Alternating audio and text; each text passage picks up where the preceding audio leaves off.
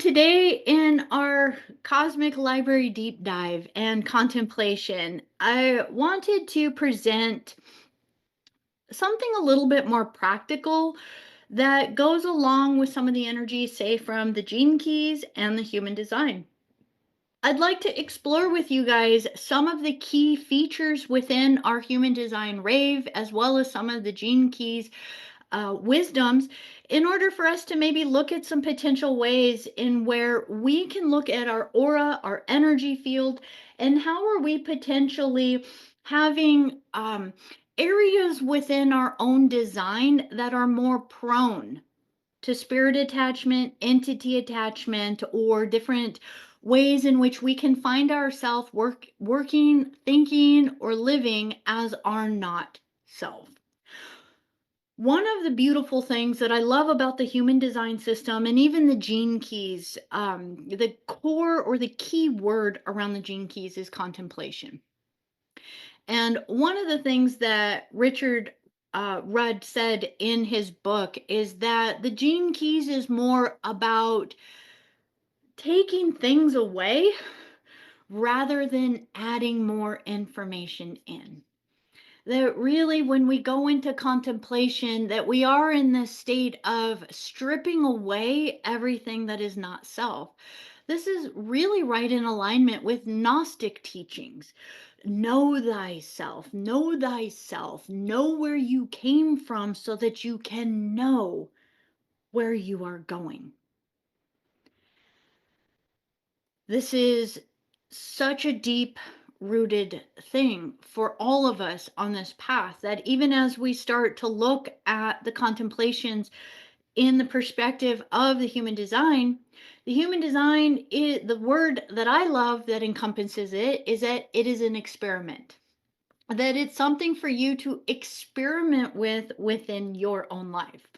That you want to take these energies and to begin to see how can I start to look at some of the things that are within, and how can I start to first get rid of everything that is not self? So, part of the experiment within human design is in the same vein as the gene keys. It is to first begin to find everything within your template that you are operating as that is not you. These would be considered from the Gene Keys perspective, the shadow.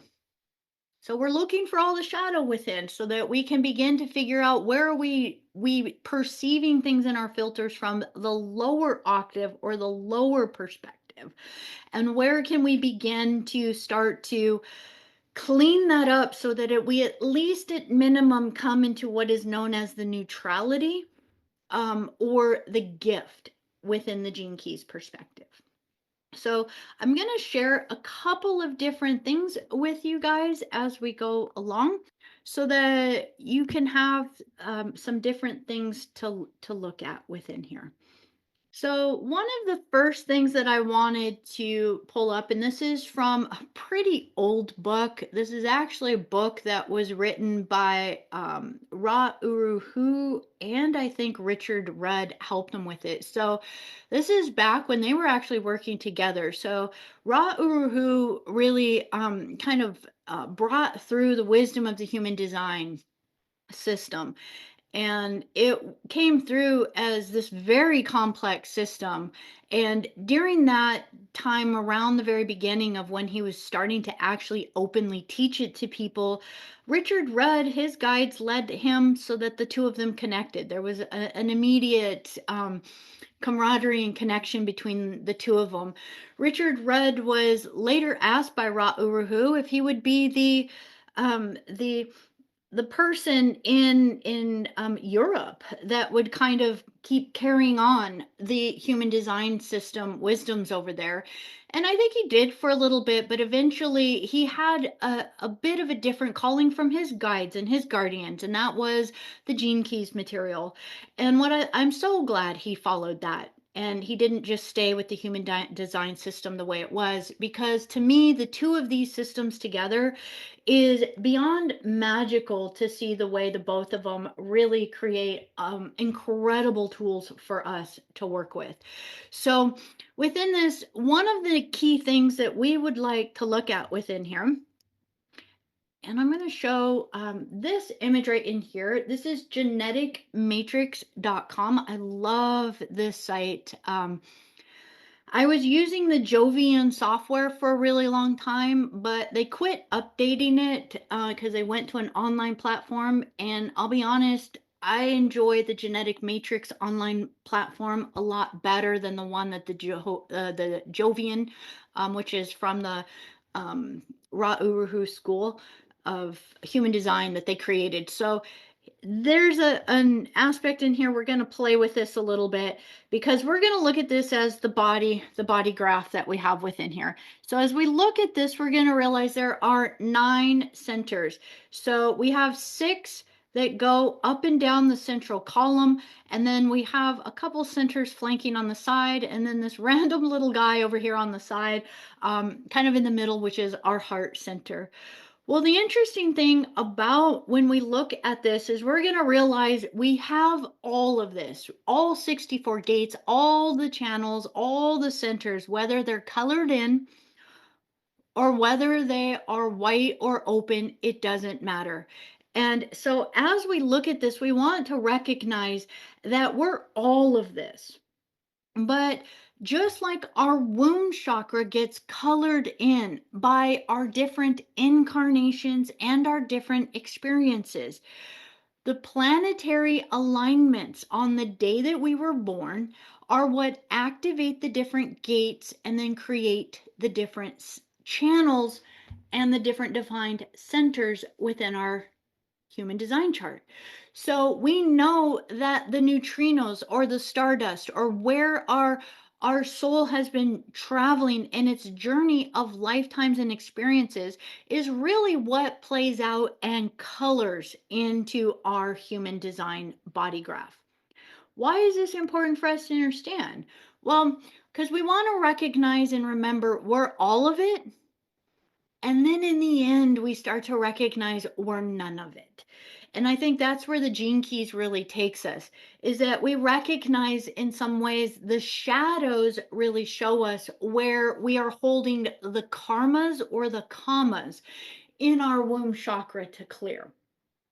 But as we start to clear those out, we can start to get the empowerment of the energy of our womb chakra by coming into the gift of everything that is available to us from all of our incarnations, our lifetime experiences, and our soul records. But then there's a third aspect to it within the gene keys, and that is called the siddhi.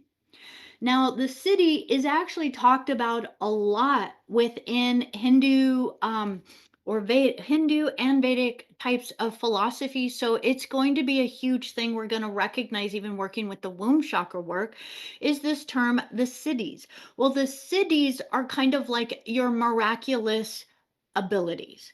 The siddhis are basically when we transcend the human form, we become realized and recognized again as our eternal nature, as our divine beings and selves, and as part of a greater cosmic whole.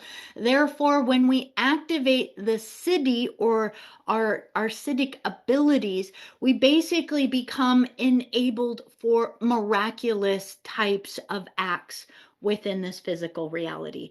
So the siddhis start to transcend all limitations of physical matter and Newton's laws, if you will, of the physics and the laws of this reality, and we start to be able to enact in a miraculous way miracles, if you will, from the womb of where our soul emerged. So within this, as we recognize this, let's just start to kind of look at what some of this is. And I'm going to touch on a few things in here. It says lack of definition. It says when you look at any body graph, you can also see that there are places that are undefined. There are undefined channels, and usually there are undefined centers. We are a binary of defined and undefined areas. These centers and channels in white represent our conditioning field. They do not operate consistently and are therefore unreliable. Below on the left, we can see the design of Mozart. Over here, I'll get down to it. And on the right, we can see his conditioning field. In this case, his greatest conditioning was in his throat center, which is his expression.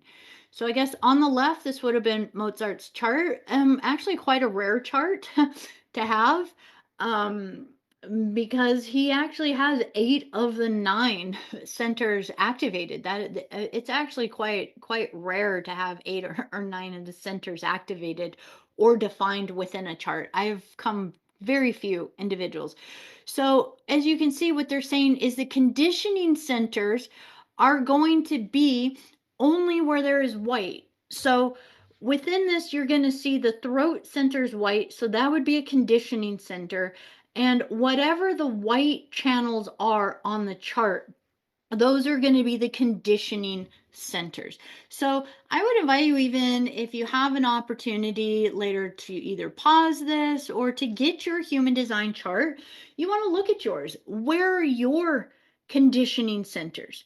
So let's kind of look at what this is. It says whenever you see a center, a channel, or a gate that is not colored in, you are looking at something that is deeply attractive to you. There is a simple reason for this. Our genes demand that we are attracted to our opposite. In fact, with human design, one can go one step further than this and say that our very chemistry is magnetized towards our conditioning field. This is literally the cause and effect right here, you guys. So even if we look at this from, say, the ancient, beyond ancient of Gnostic teachings, but Gnosticism will talk about this, that there is 2 states, chaos and order, and chaos is always moving into order, and then order always moving back into chaos. So we could see this as a binary within there. We know through the Keylontic or the ascension mechanics that there is something called the Biveka system, the Maharata Mueva, the Biveka system. Well, what is the Biveka system? The Biveka system is everything that has stepped down below the 4th harmonic universe. So it starts at the 4th harmonic universe. Well, what got created in the 4th harmonic universe? Well, that's where the guardian forces, that's where the guardians started to get created within that. The founders, they call it within the Keylontics, or if you look in the Ascension Glossary, the founders races. The founders races emanating here in as starting to emanate out as what? Elohai, Seraphai, Braharaman. As we look at these, they further step down into further levels of creation. Well, all of this is happening from our 12 sphere tree of life. Our 12 tree sphere of life, again, the Maharata, or when we look at it from the sound tones, Maharata Mueva, is going to be looking at the Biveka system. So I just want to press of this right away, even as we look at this from the perspective of Gene Keys saying our ultimate goal is to get to the city, the citic state, the beyond the physical reality state.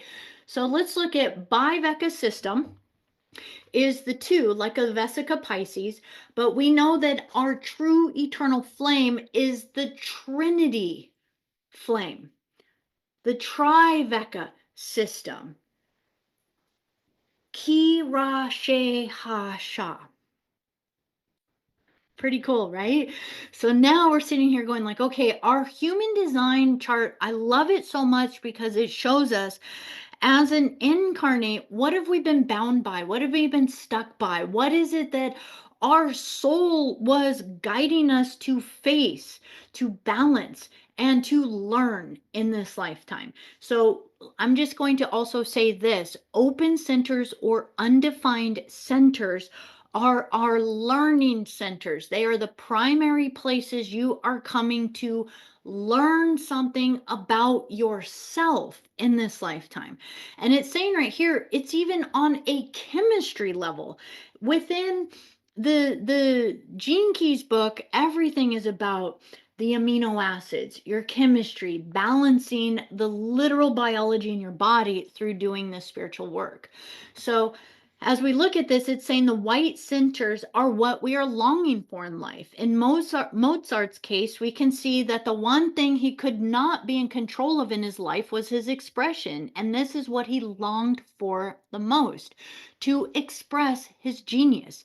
As we all know, this was also the cause of much of his pain in his life.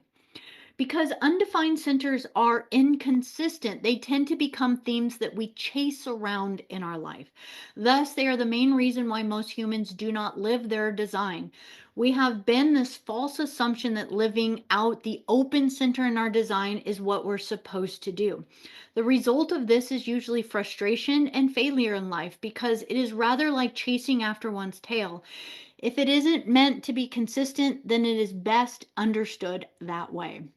So I'm going to read one more little section in here before I move to something else. But the interesting thing about this is we can recognize karma works for us in the very same way. When our karmas are in our womb chakra and when we are playing off these imbalanced records within our field, we find ourselves chasing validation. We find ourselves chasing love, being wanted, being believed in, being good enough, being worthy, being smart enough, knowing enough. We constantly find ourselves looking for some validation in our life on a lot of different levels. And within that, we want to recognize that when we start to utilize tools like the clearing process that you can find in the soul coaching course, just starting to work with catching these limiting beliefs allows you to catch what is still playing its out of tune song in your Akashic library so that you can begin to recognize where that was an experience that you forgot your triveka nature and you got pulled too much into the biveka system of polarity and allowed yourself to make it personal or about you. So within this, it's saying many thousands of babies are born each minute with the same design, and yet they still turn out to be very different from each other. The reason is the conditioning. Consider your design chart for a moment. You're looking at a frozen moment in time, an imprint like a photograph. But although the imprint doesn't change, the conditioning field around it does. In other words, every gate, every channel or center that is not defined in your design is constantly open to fluctuations from the environment. This is where we're going to play. Okay, one more time. Every open center, every open gate, and every open channel in your chart is where you are constantly open to the fluctuations from the environment. So if you can just kind of log this away as a very important thing to recognize, because this is also going to show you that this is 100% how you potentially have gateways for entities, for spirit attachments, for ancestors to play out their unfulfilled life through you, through all kinds of limiting beliefs and emotions of others that you soak up and absorb as if they're yours, and they're really not. So, this is key. It says there are two main sources of our conditioning. So these fluctuating environments, there's two main sources. And these two main sources is number one, the planets. So the transiting planets are constantly changing the gates. And as they change the gates, that means that channel or that gate gets activated in your chart. So wherever, say, the sun is right now, it's activating a gate. And I believe we're currently in the gate one as we're having this conversation. So that means in the gate one, if we were to come back over here, it means this channel is being activated. And if you already have it activated in your chart, great. It's just going to be amplifying that theme for you where you already have a definition. But if you don't have it activated, but say you have the 8 activated. Now all of a sudden, guess what? It's activated a channel within your life. And any place there's a channel activated, it now defines a center. But the interesting thing about when a transiting planet is moving is that we start to think that that's our energy, right? We actually are absorbing it and we're getting conditioned by it. So now all of a sudden we think that we have a defined throat center or defined emotional solar or sorry, identity center or G center here, even if we don't, even if it's not defined within our chart. So one of the things to be really aware of is that's another way we can see from our human design chart how we get influenced by the transiting planets. Well, the planets are archetypes. The planets 100% have different rulers. Most of the rulers have been fought over through a lot of these Anunnaki, Syrian, reptilian, different race lines, controller forces, the red trident, the different um uh kind of cube systems that have been in place. So if we just had an organic 100% Christic solar system, no big deal. No big deal at all. But we want to recognize that even transiting planets, we have to always be observant. What are they trying to project into our field? And where are we actually superseding that, at least through the gift or even into the acidic state within these energies, so that they are not harming us in any way, shape, or form by pulling us into thoughts, feelings, or emotions that do not belong to us. So, this is what it means by conditioning. Right now, the sun is in gate 1. Oop, and you can see that if you don't have anything else there and it doesn't connect to anything, it doesn't matter. It's just going to define this energy. It's going to impulse this energy of creative inspiration within you, this individual creative self-direction within you. Now let's see what else they're saying over here. They're saying not only is it going to be the planets, um but the secondary thing, so remember, it's the planets. So the two main sources, the first being the planets are constantly moving around the wheel, affecting the neutrino field as a stream through us. And as the planets move, they open and close the gates as they move through. So we are every second of the day. I think the moon goes through at least 3 gates a day. So the moon alone is constantly fluctuating us, and then whatever all the other planets are doing this kind of little light dance through us. The neutrinos are constantly changing and moving through your own human design chart. I'm going to kind of move down from the planets because these images are not that clear to see. Now, the second source of our conditioning, and this one is my favorite to really look at, is going to be the conditioning of the people around us. So I have a particular rave, and mine is defined based on the minute that I was born, where I was born. You have your own. When we come together, my chart now activates all of my gates in your chart. Your chart now activates all of your gates in my chart. Wild, huh? And this is why we start to really get influence, especially in our long term relationships, and really how helpful it is to know each other's charts so we can recognize where conditioning might be coming in from time to time.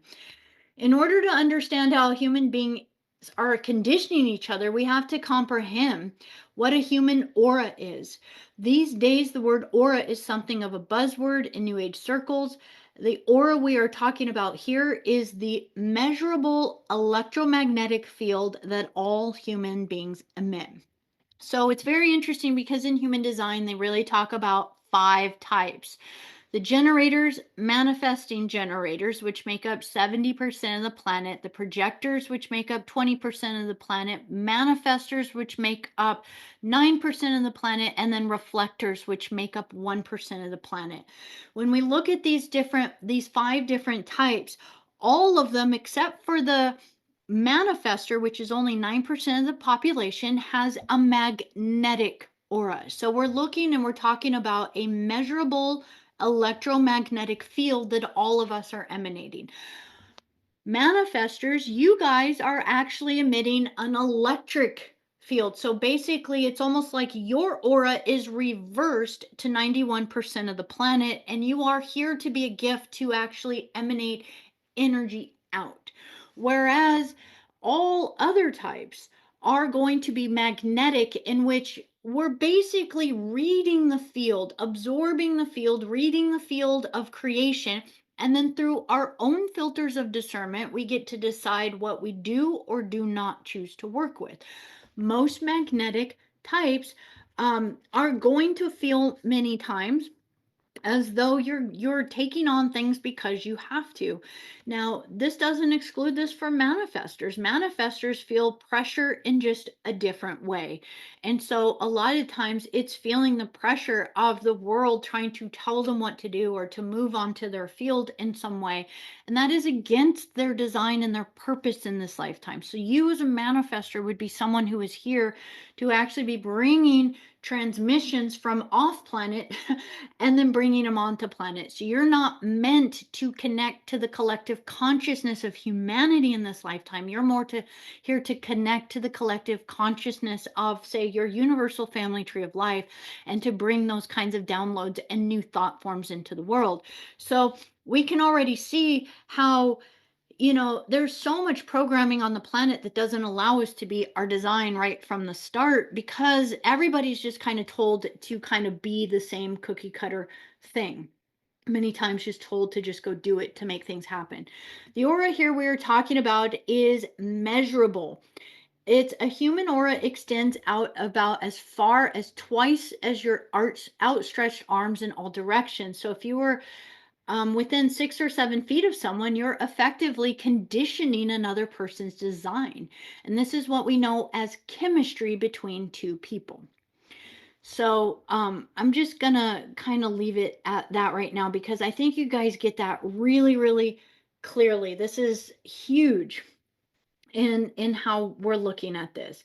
Now, if we look at this from the Gene Keys book within here, now we're going to go back into recognizing if the primary amount of everything that we've been dealing with is literally us being in a state of all of this conditioning. Now we can start to understand a little bit more what is meant by it. The first work that we're really here to do is actually to move things out. I'm going to pause for just 1 second as we talk about this, because I think this is very interesting. Even in um, inventing something, one of the greatest ways to reinvent something is to strip something down. You strip something down to the point where you can strip it till it stops working, and then okay, well, I've stripped as much as I can strip away. Because if I take that last little bolt out or that last little wire out, now nothing works. But we recognize that even in an engine, a car engine, I actually hear this a lot from mechanics and stuff. It's like you can take everything out that is just this noise, this extra stuff, and you can literally strip it down to just the functioning, working energies.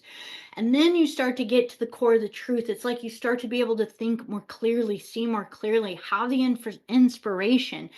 And within us, in our path, in our spiritualized path, that's really what we're coming here to do, is to literally, through the path of know thyself, clear out what has been programmed from our parents, our religions, our countries, our cultures, and then really dive into what have we been holding on as programming from all of our other last lifetimes, all the other families we've been a part of, all the other religions or the cultures or the experiences that we've been through.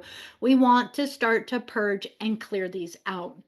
So within this, the very first thing I really kind of want to look at is open centers.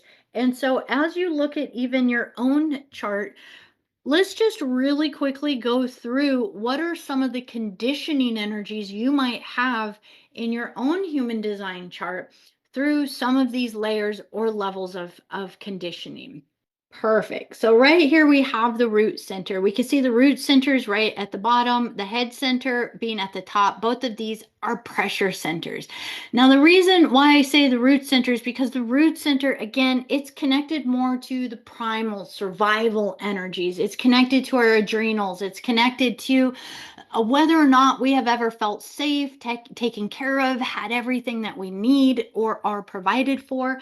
So, as we look at this, we want to go like, okay, if the root center is open, one of the key things, and I actually have an open root center, so I've had to learn this one really, really well.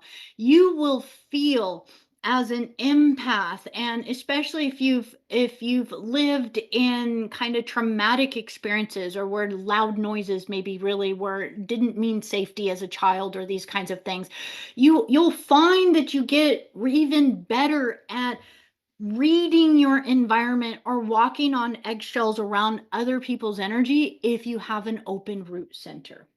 The open root center starts to feel the pressure around you that is conditioning you from everyone else around you. So, for instance, a child with an open root center, if their parent is having a meltdown about something, they will feel it almost like a nervous energy in their body. And it's like in that moment, this instinct will come up of, I have to do something to make that better so that it'll stop. It starts to condition one's life to from there on forward start to want to figure out how to fix everybody else's problems so that you don't have to feel all that angst or that adrenaline or that nervous energy in your body when other people are feeling things out of alignment or out of order. So, as we look at it from this perspective here, it says when it is defined, the root center, it is again a pressure center. It's that adrenal energy to get up and get things done. In a natural state, when we're alone, the healthy strategy of the authentic self and the gift of it is our ability to release and process stress in particular ways, comfortable with its own needs, uses stress constructively as fuel for creative processes and endeavors in the world, knows how to use its pressure around others without overstressing them. Okay. The unhealthy strategy when we are in our not self. So this is if it's defined. If we're in our not self, the pressure can become repressed and therefore not released in an effort to please others. Severe health and or emotional problems can result. We can expect others to be capable of dealing with the same pressure, totally overpowering or overloading them and ultimately driving them away. So that's the defined. So I'm going to from here on out stick to the undefined energy. So now if there's an undefined energy within there, that means you're taking on everybody else's energy. An unhealthy, undefined center, it tries to get things done as quick as possible in order to release the pressure. So it means, again, if somebody else has a problem, it's like you'll want to problem solve that problem as fast as you can and get it done because then you're like, there's your, it's fixed. Now you're okay, right? You don't have a problem, right? So if there's to-do lists, open root centers have a lot of to-do lists. Always just this idea of what else to do, what else to do, what else to do. And if you haven't gotten everything done on the list, there can be an ultimate pressure within there. So it can make hasty decisions under pressure from others, feeling as though you're pressured into hurrying up and make a decision, or feeling even out of body when you make a decision. The tendency to go hyper or get carried away by the rush, then eventually buckle under the pressure of running off other people's stress. So, again, this is very much also going to be an energy of many times getting pulled into the energy of what a group is doing or the excitement of the energy of a group. And then that energy pulls you into it and you'll make a decision really fast. Yes, let's buy that. Let's do that. Let's go there. And then you get there and you realize as the adrenaline starts to taper down because it only goes out in short bursts, it's not a long standing energy. Once that energy starts to come down and you start to clear, a lot of times undefined root centers can feel as though you've just committed to something that you go like, oh my gosh, what am I doing? I wish I wouldn't have said that. So, and it's unable to take time to discharge and unwind, and it judges itself for being lazy. I see this one a lot with individuals. Um, so, what do we do with the open root center? Well, we want to recognize that there's a lot of self pressure, under pressure, feeling other people's pressure, judging oneself for not doing enough, always having to feel busy, making hasty decisions, all of these kinds of things. Well, the root center also being connected to survival, being connected to our place of feeling safe within the world, many times then starts to exacerbate those places where we have not felt safe. Therefore, it is a prime energy, especially if you have loved ones who have passed away. If you are sensitive to spirits or ghosts or entities that have transitioned out of the body that were afraid to leave, that were still clinging to something on the earth plane, the number one place that ghosts or spirits want to connect to a human being when they leave the body and they're too scared or they don't know where they're going is they connect into our root center. So, this one's really important for us to pay attention to because if we start to recognize where am I having pressure that doesn't belong to me? And the question really to ask is this pressure even mine? Because when it's healthy, we start to allow ourselves to be calm even in a very pressured environment. We can enjoy the rush of adrenaline and the energy that can actually create and manifest things, but we don't get overwhelmed by it. We recognize it's a passing feeling and we don't have to give in to being pushed into action or making a decision that is out of our alignment. We can actually more and more easily move into our original stillness and to just be the observer, the mindful observer of energy that passes through.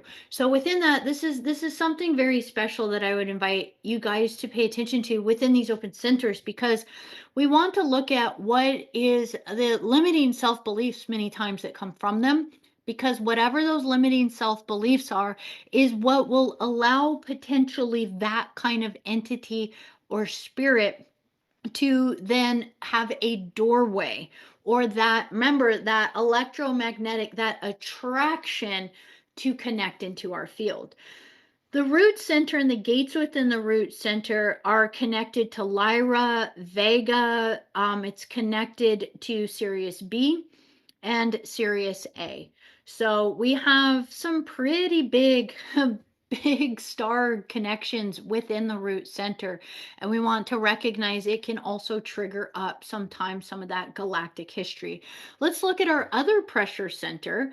And if we look at our other pressure center at the head, we're going to see our head center being at the very top. I don't see a graph over here, so I'll just show the graph this way really quick. It's going to be this center at the very top is our head. It only has three gates, one, two, three. Whereas we could see the root center, it's loaded. This is where all the energy of Lyra, we have Sirius A, Sirius B is aligned in here. There's a few other alignments, such as Cygnus and Altair, that's also in here, but you can see 9 different gates within here. Whereas up here we have 3. So as we start to look at this vibration and energy, the head center is huge. It's where we start to have the pressure of consciousness. This is really where our antennas are within ourself, as far as how we would connect to our guardian councils. How would we start to connect to the transmissions, the downloads, the inspirations that we're getting from our universal family tree of life? It's not entirely connected to what we would think of as our ajna center, where our mind is, or where we might even start to think of our third eye is sitting. This is more kind of if you were to put your hands above your head, and where your soul sits above your head is really going to where you're going to start to feel this pressure center within you. Now, within here, We want to recognize that all of these gates really have kind of a sense of mystery, confusion, or doubt to them. That's the three names of the gates: mystery, confusion, or doubt. So we recognize that within there, there's no definitive answers that ever come from the transmissions or the downloads from our guardians, that they are really beyond our concept of our human mind to really work with them, and they come in these massive packets and downloads, and then we start to filter them through all the other centers in order for us to work with them. Well, if we have an open head center, this is an easy way for a lot of being pulled into other thoughts, other types of thought forms. It really requires a huge level of discernment to work with this energy, because, again, it can be tricky if the beliefs of other people want to get into our thoughts, the spiritualized paths that maybe others want to push or promote, like maybe religion early on in life. We'll start to find that this is the area where we will start to have our have our ahas that maybe don't feel right. So when it is unhealthy, we can become easily lost or overwhelmed by doubt and confusion, which actually belongs to others. So that's, again, think about the planetary state right now. Nobody knows who or what to trust. One of the negative alien agendas out there is directly playing on the head center. One of the negative alien agendas is actually to data dump so much information that is true and false, so that nobody knows what to believe or what is true, so that you basically short out and want to just shut down from all of it and not look at any of it. So when we see this, we want to recognize one of the best places to work with our open head center and even our open root center, these pressure centers, is to actually work through our G center or our heart center. Always our heart, our emerald heart, our double diamond, or diamond heart. However, we want to work with our heart in order to help us. So, also with it open, it ends up trying to resolve other people's questions. It can This can be a huge thing if somebody comes to you with a problem, or they're talking. A lot of times people are just talking. They're just talking.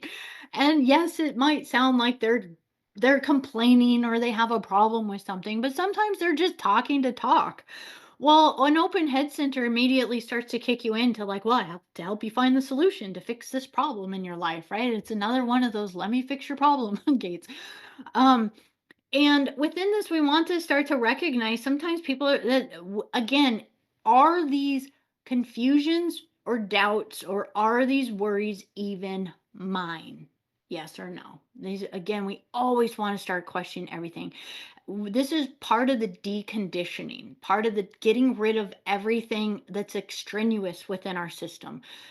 The more we get rid of all of this stuff, the more we start to recognize. No, and you hear me say this if I've done soul coaching or any clearing sessions with you. You've just probably heard me say this a few times, and I want to say it again because it's this important. Before we start doing any kind of deconditioning or clearing processes, close to 99% of all thoughts, feelings, emotions, and beliefs that we hold do not even belong to us. And so our first process is literally just to empty out the house. Empty out the house.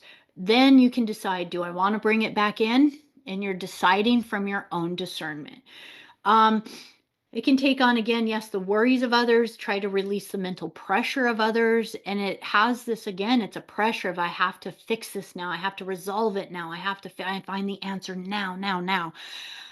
It's unable to clean the head out and relax in its own space. So, um, I also have the center open.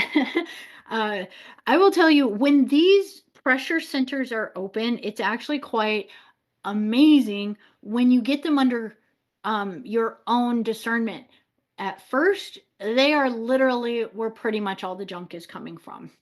And so, many of you may have experiences of knowing what it's like to lay in bed at night and you can't get your head to stop thinking. So it's like, you're tired and you want to go to sleep, but it's like your head thinks without you, and you can't get it to stop thinking. This could be an open head center thing.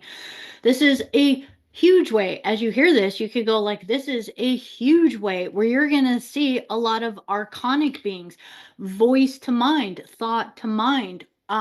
Mental projections, holographic inserts are going to come in at this particular level, because if the Metatronic lens can infiltrate into the pressure center of your head, then it can begin to discolor all the lenses of your filters and perceptions of everything else within your reality.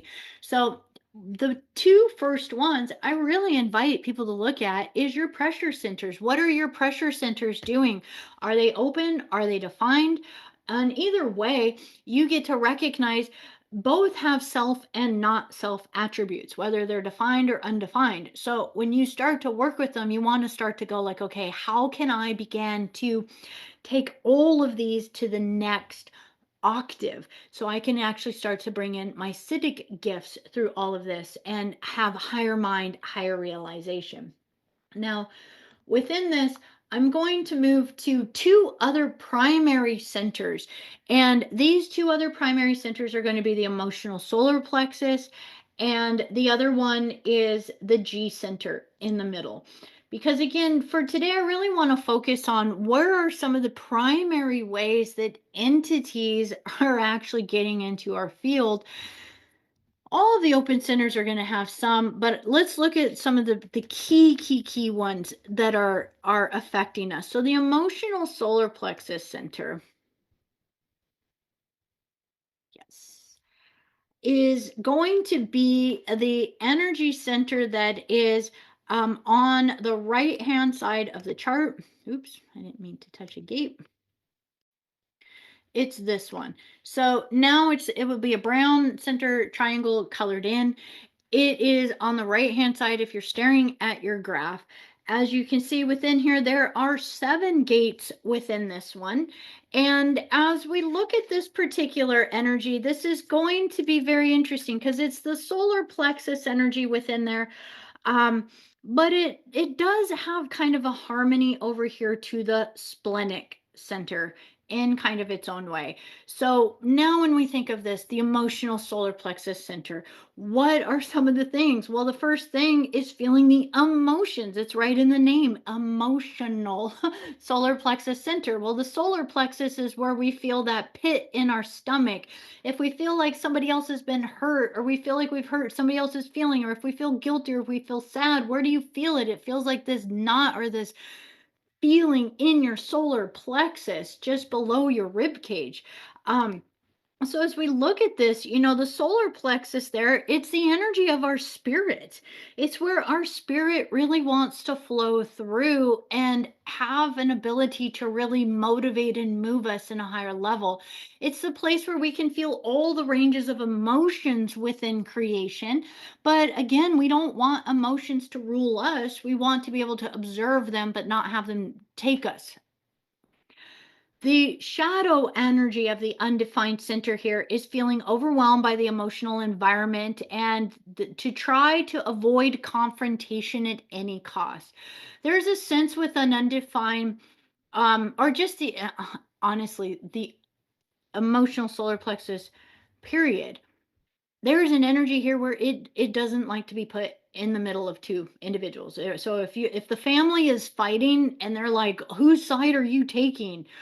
And you get put on the spot for whose side are you taking, or you have to choose who you think is right. It is like you want to melt and run out of the room. There is a pressure within here that there's a desire to avoid confrontation at any cost. An undefined center is just gonna feel this on such a level, because it's like you will feel everyone else's, you will be conditioned and feel everyone else's emotions around you, but you won't recognize they're not yours. So children with undefined emotional solar plexus centers are the caretakers of the rest of the family. They're always trying to nurture, caretake. Are you okay? Can I get you this? Can I get you that? What can I do to make you feel better? All of these things. They're always doing something to try to make everybody else happy in the home. Well, why would they be doing that? because they're feeling everybody else's emotional ugh all over the house more than everybody else is. And so they literally will try to figure out where the discomfort is coming from and do anything to help make that person happy, so that they will put happy vibes into the air so that that child can feel safe again. It's overwhelming, and I cannot tell you the amount of times that if you have an undefined center, just healing that center will create so much change in your life, so much peace, so much more comfort, so much more just feeling comfortable in your own body, because you start to recognize the question you ask: whose emotions are these? Are these even mine? And most of the time, the answer is nope, not even yours, right? So you don't even have to hang on to them. So you want to allow yourself to start to take the emotions that are coming from the center and to be able to return them back to wherever they came from. Now, let's look at the G center, and this one is the yellow diamond in the middle. And as you look at this particular center, this one is really all about our direction of self. This one's really, really special. So it's going to be the center in the middle where the sun is actually activating currently at this time. And when we look at this center, all of these gates, the 1, the 7, the 3, the 25, the 10, the 15, and the 2. So we have 8 gates within here. These 8 gates are literally all about learning your own direction in different ways. One is direction through creativity, other is direction through listening through love, another one is being a listener as a role model and learning how to guide and lead others through that way. The gate 10 is the behavior of the self. The gate 15 is a gate of extremes, really starting to find our path through larger cycles, say like yuga cycles. The gate 2 is really a pairing to the gate 1, and it's really the permission to give birth to what you want to give birth to in this lifetime through the divine feminine. 46 is direction through your body, learning to love your body in such a way that you listen to your body. You start to hear the nuances of your body as it guides you, leads you, and directs you. The gate 25 is really that the innocence within there. And as we follow the direction, it's the direction of really innocently becoming one with unconditional love. So really melting with source again. All of these profound, this center of all of them is really where we either feel we know who we are, or sometimes when it's undefined, an individual with an undefined center can many times be searching for who is my tribe, who's my group, where's my people. And within that, an undefined G center is many times going to be able to be kind of like a chameleon, fit in with many different types of individuals. Uh, okay, well, at this particular time I'm hanging out over here. Yeah, I'm into these movies. Yeah, that's really fun. And then you leave that group of people, you go hang out with another group of people or another individual, and all of a sudden you're like, yeah, all of a sudden I just feel like I'm really into bird watching. I don't know why. Let's get into it. Let's buy some binoculars. Let's and then you get away from that and you're just like, yeah, no, I don't really want to bird watch. Maybe I want to bake or something. Within them, one of the neat things about this is to recognize that within that, if we start to have a confusion of self, it makes it easy for entities to want to come in again through the theme of our talk today, really recognizing what are some of the things even that we can start to see within our own chart, where we go like, man, I want to start to get my sovereignty within these centers so that I can recognize the gift of an open center. So, within this, as we look at some of the attributes of this identity center here, we're going to see this as this place being this center of love. So, all energies, all directions, all roads lead to love through this center within there. With an undefined and kind of in an unhealthy balance, it has a tendency to get lost in who or what it has merged with. It tries to find and hold on to love and to assume a strong identity often drawn from others. It can worry about not being in control of one's own life and try to latch onto things and people that give it a false sense of security and solidarity or solidity. So, within that, that's just special for us to recognize and look at within this way, because the more we start to look at these kind of different energies within our chart, we're going to get to recognize that we've all come in with a different blueprint, a different thing to master in this lifetime. So, our open centers, our open channels, our open gates give us the opportunity to look at places where we've come to learn a little bit more about ourselves. The defined centers are also going to be places we want to look at to make sure that we're dealing with them in the most healthy way possible. So as we're working with those energies, we want to make sure that we have already cleaned them up, cleaned out the shadow, operating more from the gift, moving more into the city within them, say through the Gene Keys perspective. And as we start to meditate and contemplate on those energies, we start to find the ways to dissipate the fears, the worries, the doubts, the uncertainties within ourselves, and we begin to recognize our eternal nature. All the places where we find those limiting beliefs within ourselves, those are 100% the places where we can start to find doorways or gateways, the little cracks or the little holes in our fences or our shields and fields where some of these things can get in, and we can start to heal them, repair them, and balance them into place. Now, I want to talk about what is the benefit of these open centers when we work with them, because an open center on the shadow level can be the ultimate place where we may be inundated or overrun by things within our life. When we come into our state of sovereignty within our centers, the open centers all become the places where you can truly become the intuitive, the psychic, the empath on a neutral, compassionate level.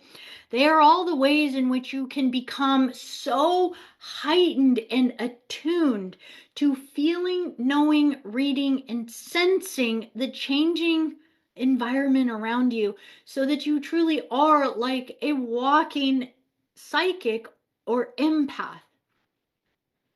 You can read the thought fields of other people's fields. You can read the energy fields of other people's energies. You can really tune into these types of things, and it's a gift. But the gift truly comes when you are at a place where it's not about you, it's not yours, you don't have to take it on, it's not something that defines you in any way, shape, or form, but you truly have stepped into the neutral, compassionate witness perspective.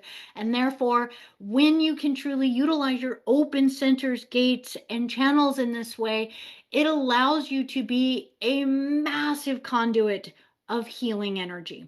So the more that we can first honor what seems like, oh, the boring process of clearing out, doing the clear out work first, clear out so that we can make room to bring back what really does resonate for us, feel the peace, feel that energy of just wholeness and balance within ourselves. That we can then start to recognize that it's usually our own stuff that a lot of these entities are attaching onto and how they're getting into our field. And the more we fortify our space, keep our house in order, have everything within such a state that we're taking full responsibility, we will find peace. Our mind will calm down. Our nervous system will calm down. We will start to find that peace and comfort and that higher purpose for why we were here. So.